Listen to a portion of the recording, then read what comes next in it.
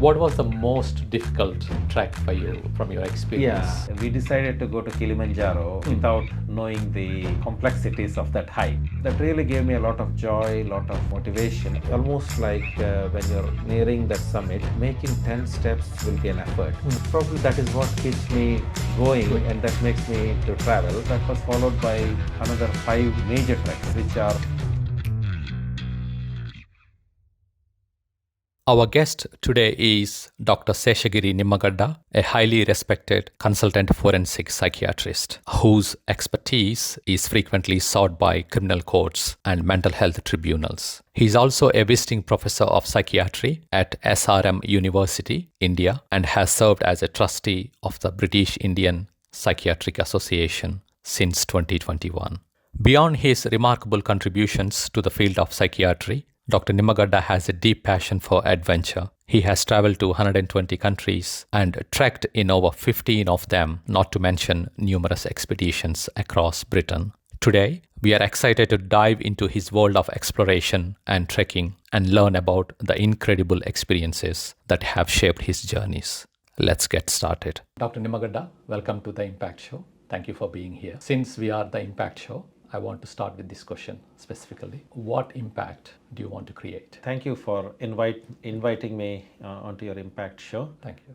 It's a privilege. Impact in the sense I don't have anything specific to create an impact anywhere, but I am interested to pursue my goals in my life, to live a healthy life, a contented life, a satisfied life where you are professionally satisfied. You have got good social networks, you got a good family life, and you're generally happy. Yes. So I think nothing spectacular, but I think it's just the normal thing anybody aspires. Sure. Yeah. You want to lead Yeah. and be a role model. Yeah, I want to live a life that makes me contented and happy. Sure. If anybody can learn anything from it, I'm more than happy. At the same time, as I learn a lot from other people who work with me, who I see. There are so many people. My feeling is that everybody can learn something from everybody. You work as a forensic psychiatrist. I know a little bit about psychiatry, but what is forensic? What does your day-to-day job involves? Yeah, I mean, it's a coincidence that today I'll be completing 20 years Wow. as a forensic psychiatrist, a consultant forensic psychiatrist in a large secure hospital. Great. It is called Thornford Park in Berkshire. So, forensic psychiatrist is a psychiatrist because psychiatrists are people who diagnose, who treat mental disorders. They're doctors. So, forensic psychiatrists are those who specialize in treating and assessing and treating mentally disordered offenders. Okay. So they do the same thing as normal psychiatrists, but they all have specialist expertise in dealing with mentally disordered offenders. In that, they have to work with courts, lawyers, and the criminal justice system. So they are good in that interface between law and psychiatry. Okay. Sure. Thank you. Before we go about today's episode, can you please give me the difference between trekking and hiking? Actually, they're the same. Hiking and trekking, they're the same. It depends on the geography. Like in India, we call trekking. Even in the UK, they use both. It's interchangeable here. In the United States, in the North Americas, they call hiking. Hiking, So okay. that's the only difference. Yeah. Thank you. What made you to be a avid trekker? Is there any incident or an event that changed, I have to do this, and then you've been continuing that? Yeah, traveling has been my passion. I traveled quite a lot in the last 25 years. So I specifically didn't start as a trekker. I used to do normal walks like anybody for health. But there were occasions where in my travels, I had to go on half a day walk, half a day trek.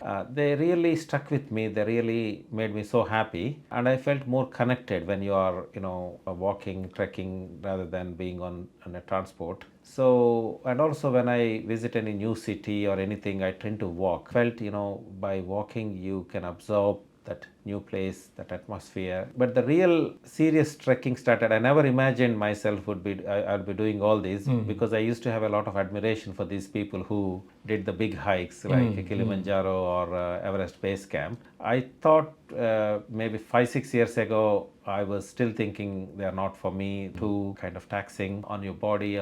But when I reached one of my close friends, he said, we are aging and we can see that we are aging. So he said, we need to do something before our bodies are not cooperating. So let's do something big, let's challenge ourselves. Then we thought about some treks, serious treks which people are doing. That is something, if we train, probably we thought the fundamental unit in this trekking is still walk on your feet. So we thought let's try this, and naively we decided to go to Kilimanjaro without knowing the complexities of that hike. We trained to the best of our ability, but certainly when we are on the mountain, we knew that it's not sufficient. Then that generated a urge in me that I need to be fit. So I started making myself fit, going to the gym more regularly and doing the aerobics and strengthening the muscles and pushing yourself on the treadmill, on the stepper. So I felt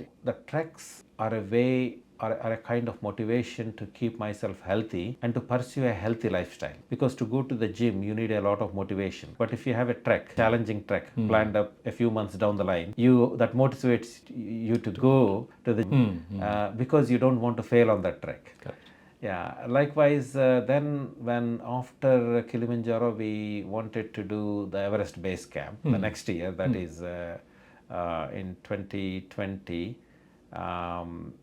But that was the time COVID came. So it incapacitated all of us like the rest of the world. So there were some breaks in the lockdown. So they're allowed one person, 2 persons like that to go and walk. Then that was the time I started doing some UK treks. I did with a friend the Thames Path, because 2 people can walk. I walked the whole 200 miles from the beginning to the end. Wow.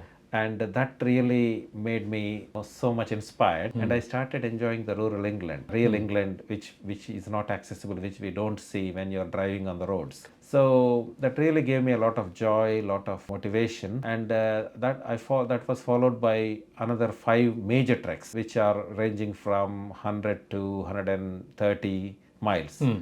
So then the COVID pandemic has coming to an end, and there was one big break. Then we did another African trek in the Atlas Mountains, Mount Thupkal. So that was fascinating. We enjoyed it. Then we did Everest Base Camp. Yes. That is a very major trek. That was followed by Annapurna circuit trek. Yes. So another trek we did in between was in Scotland. We walked from Glasgow to Fort William. Oh, okay. On the West Highland, and then we did the Ben Nevis. So it almost became a passion and a kind of a lifestyle. Trekking, which kind of gives you that motivation to keep fit, that makes you healthy and happy. Because you've been saying about preparing yourself, going to gym, having motivation.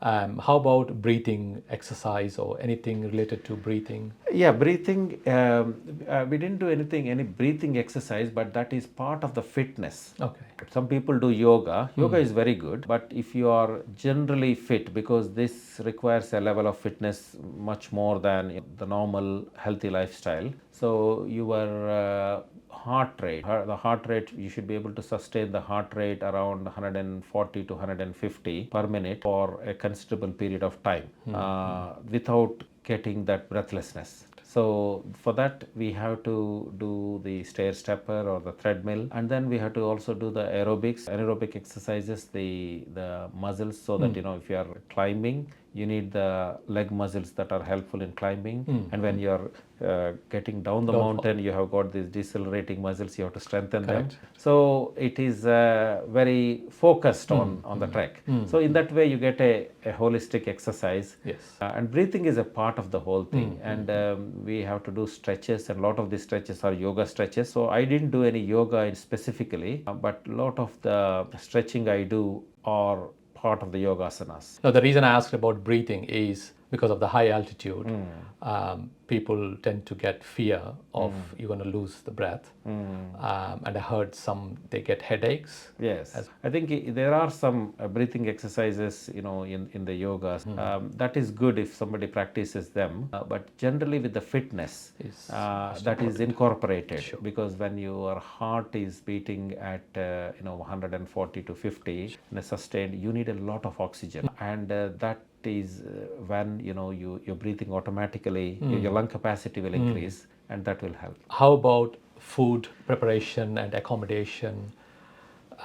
Do you book in advance? Because I'm not sure in the mountains you have restaurants or the hotels with all facilities. Yes. Yeah, so what are the food and lodging facilities? Yes. How do you? So usually for these large, big treks, which range between a week to 2 weeks sometimes, and you're going totally into the wilderness. Certainly, you don't have any hotels or any facilities. On Kilimanjaro, there is nothing. There is no built-up areas or anything. It's a mountain, so it's camping. You just have to live in the tents. And in the Everest, there are small local houses called tea houses. So they are kind of small size motels where they can accommodate up to 10-15 people at the most. So we used to live in those places. And for the major treks, I always employ a good guide and a good agent, because the backup is important. Sometimes we have health emergencies, so somebody should be there to monitor. And in the mountains, there will be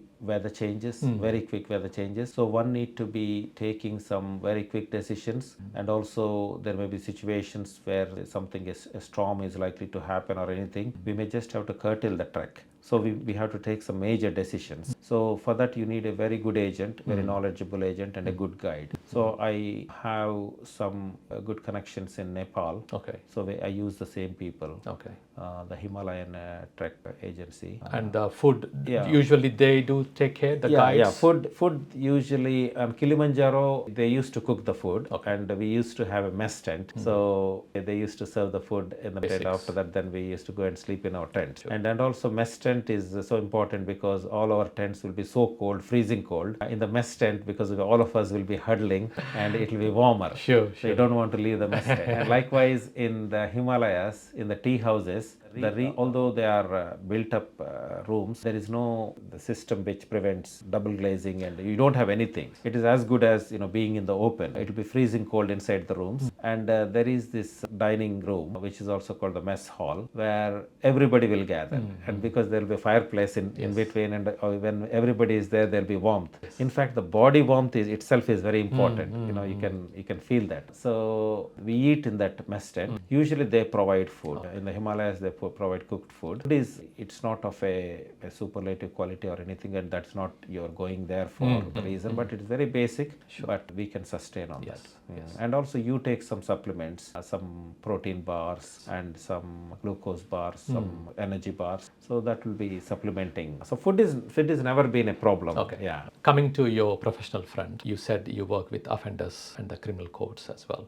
Did you encounter any challenges facing the offenders? Yes, but by definition, usually people think, when they're offending population, when they're offenders, there will be risk to others. And because of the very nature of their offenses, they are in the criminal justice system. So yes, there is risk, but the whole thing is that we are in that profession, so we are trained to work with them. And we have the facilities, and we work in teams, and we have the 3 levels of security. We have got physical security, the alarms, the doors, the fences, and then you have procedural security, like all these prohibited items cannot come into the unit, and we'll be searching for any contraband or any prohibited items. So there is this procedures, procedural security, and we are expected to go in a certain way. We are expected to wear the alarms all the time. Then we have relational security. That is a very important aspect of our working. Relational security is your patient, the person, his history, how he reacts in certain situations. In that way, the amount of attacks, assaults on professionals, especially doctors, in a forensic setting is less than a community setting. Yes. Because you are geared up, you are already always thinking, how to deal with that. And also, to give you an example, we also take care, like, when you're going into your room, where to position your chair, how to sit near the alarm, and making sure that somebody is watching you. So when you take all these precautions, and when the patient is getting aroused, you don't escalate it. You try to gently walk out or leave him alone. So because we're actively thinking, we are protected in that way. I heard about your Annapurna circuit trial, that you led a team of 30 people. Yes. Okay. Yeah. Can you please explain how did you plan the execution? For example, let's say if one of my friends want to join in your team, what is the process? And I usually, in my travels, which is my passion, of course I go with my family, and with sometimes with other families also, but my major part of my traveling is solo.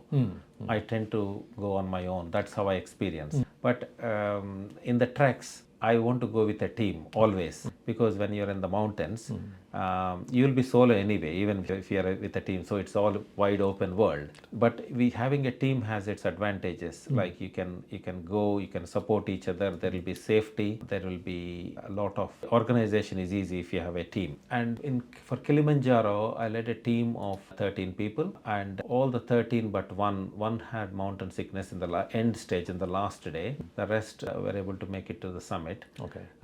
Then for Everest Base Camp, I had 23 people, and for Annapurna, I had 30. So it is increasing. So a typical person in my team, because most of my friends are doctors, they're all doctors in their ranging between 40 and 60. So the average age of the member of my team is 50. So most of them are known to me.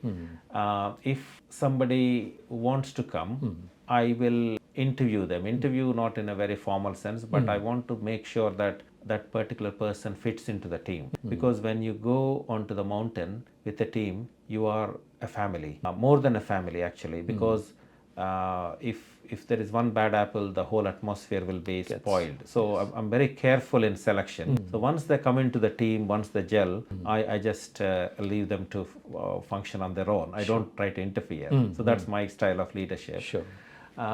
Then I also take expert advice from the guides, from the agent, because the weather conditions, the nature of the terrain, the kind of things. For every day there will be a lecture. In the end of the day, the guide will give us some guidance on what to wear, what to bring, what not to bring, and also I try to empower the guide so that he's technically, he knows, he might have done that hundreds of times. So we need to believe him and trust him. So with all these precautions, usually my treks are very successful.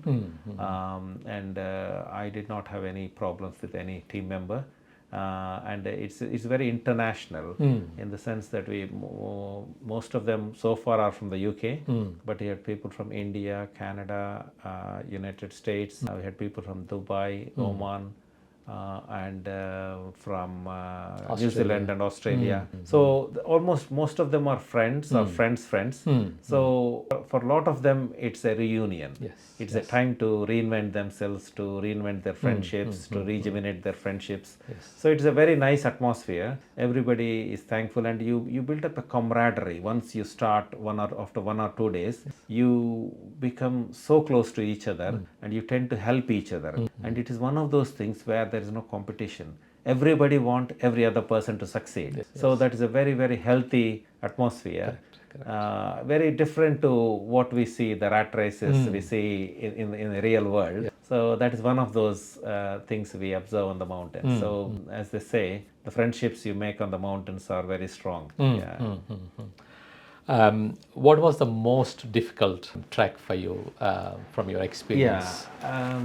Anything, when you're going above 5,000 meters, that is very difficult, because at around 3,000 meters you start feeling the altitude. So we go very slowly to acclimatize. So on average, we gain only 500 meters. So we tend to go 700 or 800 and come down. So like the diktat is that you climb high and sleep low. That's how you get acclimatized. So even with all that acclimatization, once if you go above 5,000, it's very challenging. And we found that in Everest Base Camp and also in Annapurna at that stage, because you become very slow and you'll be struggling for air, especially you are giving a lot of thrust to your body because you have got a backpack and you need to move and you are walking. It's almost like you're not only there at that altitude, but you're also exercising. So you need a lot of oxygen. Yes. So those are the challenges. But the most challenging thing I found, and probably that may be the first and last, is the summit climb of Kilimanjaro. So for summit climb, you have to start at 11 o'clock in the night. Okay. And it will be bitterly cold because the rest of the treks you are doing in the daytime. So there will be sun. There will be some warmth. Although it is cold at an altitude, you still have the sun, and that gives you that sense of warmth. But in the night, it will be freezing cold, and there are chilly winds, and you lack sleep, and you're ascending a lot of altitude. So a combination of this, almost like when you're nearing that summit, making 10 steps will be an effort. So you need to motivate yourself, saying that only these 10 steps, let me think about that. So that's how difficult it was. Sure. And there was a time where you think, that was the only time I thought, why did I come? Why did I subscribe to this? But of course, once you go past that stage, you want to do more. You want to do more, and you feel so happy. Yes. And by the time we reached the summit, it was early morning, around 7 o'clock, and the sun has come by that time. By 6 o'clock, we saw the sunset. As the sun came, we had the energy. Yes. All the energy has come back, and we did well. Sure. And that's where a good guide will be useful. The guide was motivating us. He would say, you're nearly there, come on, only a little bit more. And I think we still remember that guide, because he was not strong enough, or if he's not a good motivator, we would have given up. Correct. Yeah. Is there any particular reason why you have to do in the night? Yes, because they don't want you to get exposed to the sun rays at that altitude. That is one reason. But I think that is the norm there. Everybody does it in the night. Okay. Yeah, they don't go in the mornings. Okay. Thank you. So that was the most difficult. Yeah, that was the most difficult. And how the other way it is different from others is, the other treks are real treks, but this is mountaineering. Although you're walking, you're not like climbing with ice axes or anything. It is a summit. You're climbing onto the top of a mountain, and it is nearly 6,000 meters at the height. And the Everest treks, you are still trekking. You're not climbing. And Everest Base Camp is 5,350 meters, around that. And the highest point we go on Annapurna is 5,400 meters. But there is one climb in Everest Base Camp that is optional. Luckily, I was able to do it, and a few of my group were able to do it. That is called Kalapattar. Okay. Kalapattar is 5,500 meters. Okay. And if you get to the top of Kalapattar, you can have the best views of ever. Okay. We saw the sunset there. Wow. Yeah. Wow, that's great. I do understand that you traveled so far, like 150 countries? It is 123 countries. 123. Yeah. Okay. What was the most fascinating, or other way around, you got shocked by the culture or the people? Whichever you want to share. I think one of the thing I see is I get fascinated everywhere, and probably that is what keeps me going, and that makes me to travel. Of course, there are places, there are some very beautiful places, there are some dull places, but for me, even the dullest place will inspire me. There is something there. So that's how I don't compare. That's why I don't compare between anything. I enjoy everywhere. And there are some places where there is just an ordinary town or an ordinary village, nothing special. and that reminds you of your own village, because no tourists will come to your village. It's just an ordinary village like millions of others. Yeah. So it's the people, it's the connection, how they live. So all those things fascinate me. Yeah.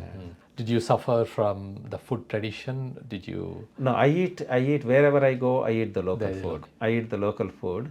And there may be some exceptions here and there. For example, when I was in Ecuador recently, they are eating a guinea pig. It's a national dish called cuy.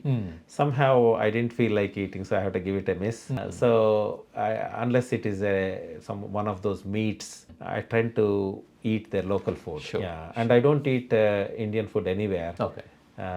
Unless after I come back home. Are there any associations or communities that you can recommend for beginners or newcomers for trekking Yes. in UK or Yeah, I think there are so many ways you can do. One is you can form your own local group, and UK is a very good place for trekking, and it's relatively not dangerous here. A lot of the treks are very safe, and we got beautiful places in this country like Brecon Beacons, we got Peak District, we got Lake District, we got the Scottish Highlands. So we can go to all these things. They're all very easily done, achievable. Snowdonia is another very, very nice place to trek. So all this, we go to these places before we go on a big trek to practice. Okay, and there are so many trails in the UK. Even very near to us, we got this Ridgeway, which goes through the Chilterns, and we got the South Downsway near Winchester. So these are all very, very beautiful places. Some of them are moderately challenging because there are hills you need to climb, and but the reward is you see beautiful views from the top of the hill. Yes. And just coming back to your question, how the local groups, and also there are trekkers associations locally. If you go, there is LTWA, Long Distance Walkers Association of UK. If you go to their website, they have local groups. You can become, for a very small fees, you can become a member of the local group, and you can go with them. Sure. And also like you can form wider groups, once you practice and once you get a stage, or if you've already done some major treks, somebody can associate with people like us. Sure. And just see, if you have a little team, you can go and do major treks. Sure. Sure. Thank you. Leaving all the comforts, what do you get out of this trekking? What are the benefits you're going to get? Yeah, say that's what people say. Why do you want to suffer? This is trekking has, you tax your body. It's you stretch to the limits, and you stretch your mind because sleeplessness and also the altitude problems. That is a little disorientation. So you stretch your mind, and again, this is not 1 or 2 days, but some of these treks go on to 2 weeks. And also the facilities are very meager, and so in some of the places the toilets are almost non-existent. So that is the kind of what we see. But what you get out of going through all this hardship is, I think it gives us immense satisfaction. I think you feel that you are connected to the nature. And again, if you see ourselves, see, man is an animal like any other animal. So we have put so many barriers, including everything, all the things we see here, between us and the nature. And once you go into these mountains with bare minimum facilities, you are connected, you are part of the nature, you feel the oneness with the nature. And also it's the time for reflection. And again, if you look at, as a psychiatrist, I always think about this. Self-reflection is a very important part of one's personal development.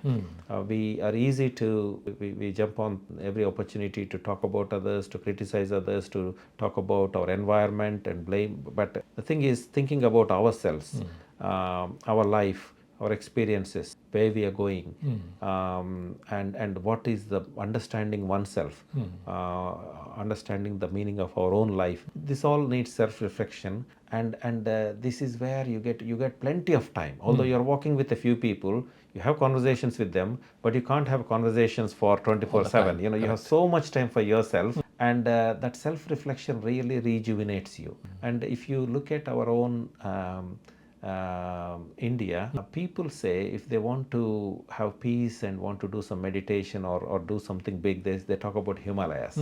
Why can't they do in their backyard? Why can't they do? Because Himalayas means you are detaching everything and going there. So there is that association. So that's where the connection, you're severing the connection. And the final thing I feel is the camaraderie. You are having a group of people with you. And we work with a lot of teams and groups, and we have goals, and we have got deadlines, we have got so many other objectives, competing objectives. There you just have only one objective. You help each other, you want everybody to succeed, and you want everybody to have a good time. So and that is the best team you can ever have, and you can learn from that, how to build a good team, how to have that, very healthy friendships, the camaraderie. And it's not us, but it's the mountains and the environments. They create that environment for us to realize that. Yeah. Okay, great. Last question, but not least. Okay. Do you want to clear any myths or phobias about trekking for the people, for the wannabe trekkers? Yes. I wouldn't say myths or phobias, but I would say some misconceptions. On the positive side, say we started like anybody with all these inhibitions and fears. But once you start doing that, if you love to do that, I would advise you to do that. Start small and kind of go big slowly. And you can test your limits at each trek. So they're all doable.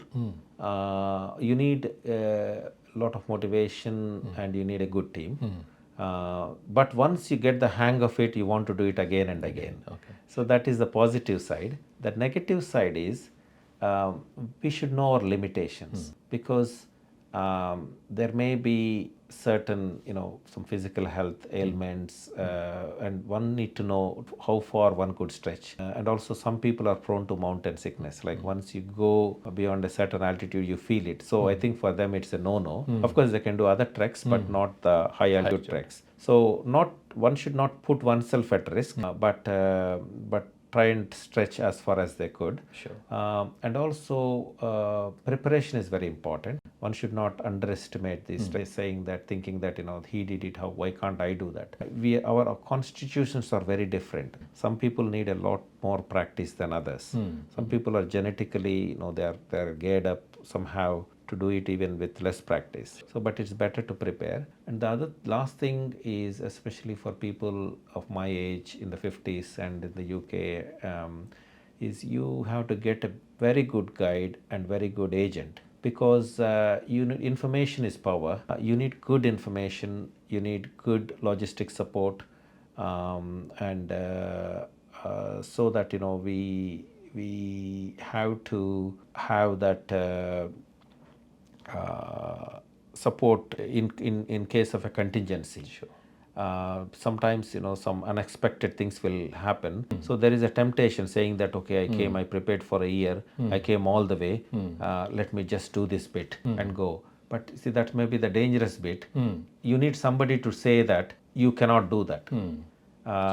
Yeah. So, and also in my team, I always have because most of us are doctors, so I designate a little medical team headed by one chief doctor, especially a respiratory physician or a general physician. And once you go beyond a level, and some people may not cope physically, we have to go by the medical team, whether they are fit to go or not. And all the team should abide by that decision. Sure. Because if you are pushing yourself beyond a certain point, there won't be any help there, especially above 5,000 meters.